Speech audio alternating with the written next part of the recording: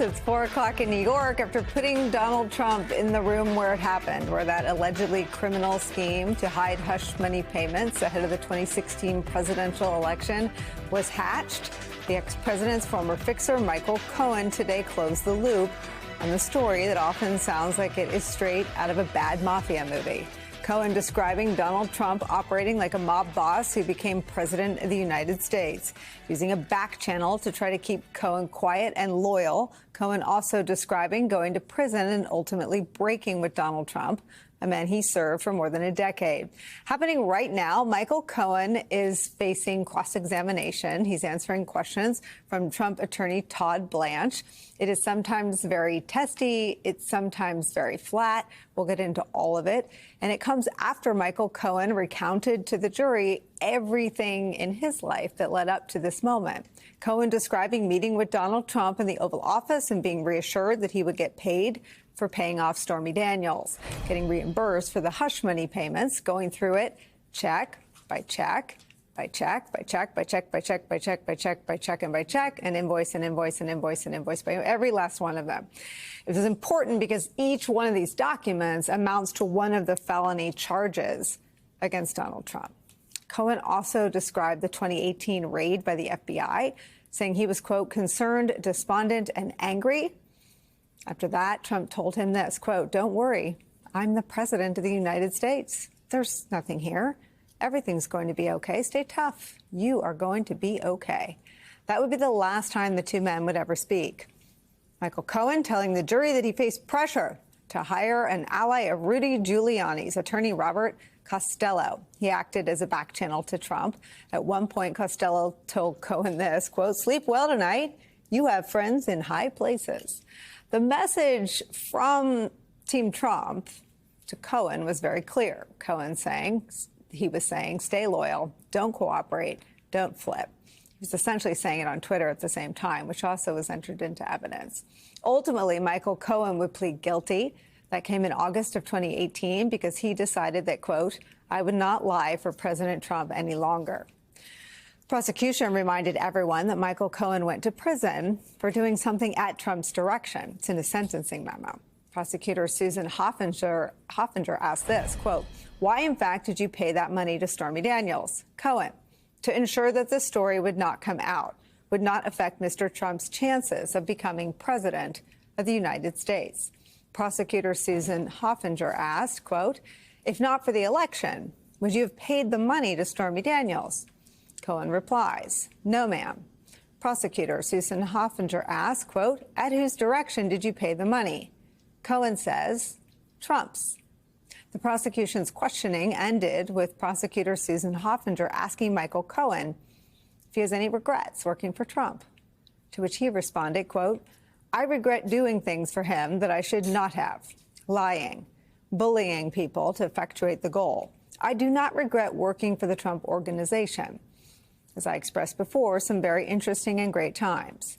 But to keep a loyalty and to do the things he asked me to do, I violated my moral compass and I suffered the penalty, as has my family. A dramatic day of testimony from a former Trump loyalist turned star witness for the prosecution that is very much still happening and underway at this hour is where we begin with some of our most favorite reporters and friends. With us at the table for the hour, MSNBC legal analyst Andrew Weissmann is here. Just back from the courthouse, NBC News correspondent Vaughn Hilliard is here. New York Times investigative reporter Suzanne Craig joins us, and former federal prosecutor and former SDNY Criminal Division Deputy Chief, MSNBC legal analyst Christy Greenberg is here. Vaughn Hilliard, the word on the street is that Blanche is bombing. How's that going to go over with Trump? Look, this is the man that is supposed to be his voice. Sue and I were on the subway coming back up here from Lower Manhattan, and we were following along with Just the Last Hour, and we were wondering if there was going to be a ramped-up dialogue from Todd Blanche going on the offense against Michael Cohen, but that hasn't taken place yet. Over the course of the first even several minutes, there was a drawn-out back and forth over whether he leaked a story to the press or not.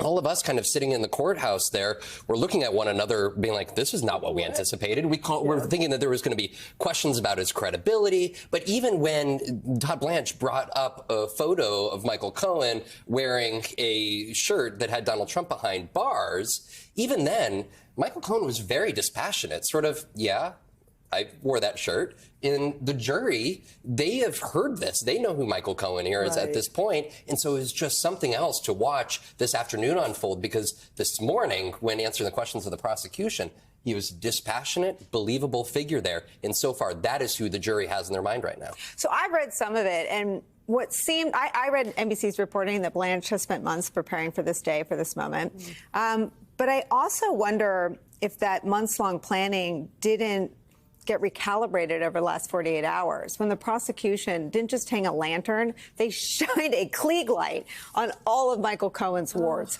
The lies, the shame, the loyalty, the leaks, the crime. I mean, that's what the second day of direct was. Right.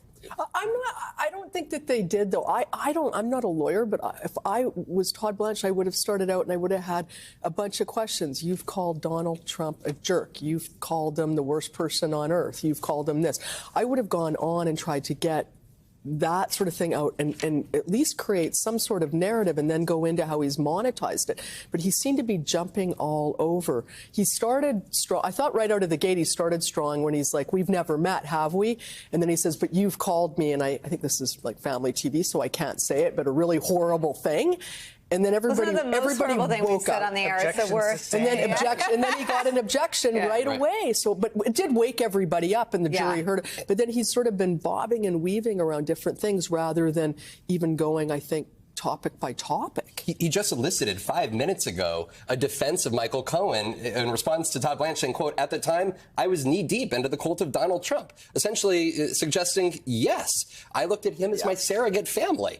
And that is what the jury is hearing, is Michael Cohen saying, I was so far into Donald Trump, I would do whatever it took to be there to defend him. And he hasn't got Michael Cohen riled yet, which is the important thing, because that's really where they want to go, is they want to get Michael Cohen really agitated. Michael Cohen's a little bit agitated, but Michael Cohen we're not kind fireworks of wakes yet. up a little bit agitated. And you know Todd Blanche, you worked with him. Is this his thing?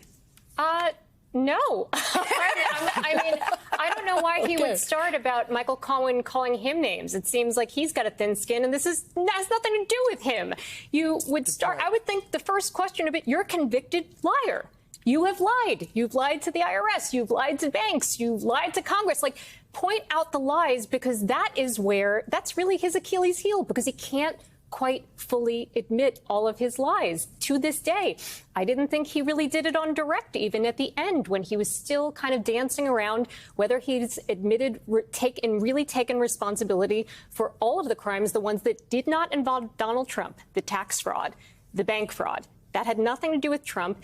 And he was still, yes, I pled guilty to it, and I don't dispute the facts, but they shouldn't have really come after me for that, and it was really wrong of the prosecutor. Like, he says they shouldn't have come after my wife, is what he says when that comes out. He said he shouldn't have come after his wife. He said he was threatened, which, again, like, I don't know the specifics of what happened there, but generally in my experience with that office, that's not generally how these things go. I mean, Jeff Berman in his book said they were surprised when Michael Cohen said that he was going to take a plea. It wasn't something they were expecting. They were expecting to go to trial. So, and again, what he has said publicly about that is actually very different than what he said on the stand. What he has said publicly in numerous interviews was, I do dispute the facts. I didn't commit tax evasion. I didn't do these things. So point out the inconsistencies, go on the offensive. And then once you can show that he has lied about certain things, then you want to try and get the jury to say, OK, if he's lying about these matters, you can't trust him. And then you can't trust him on these matters. Like,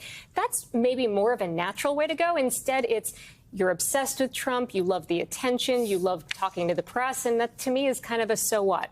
I'm not sure that that's where you start.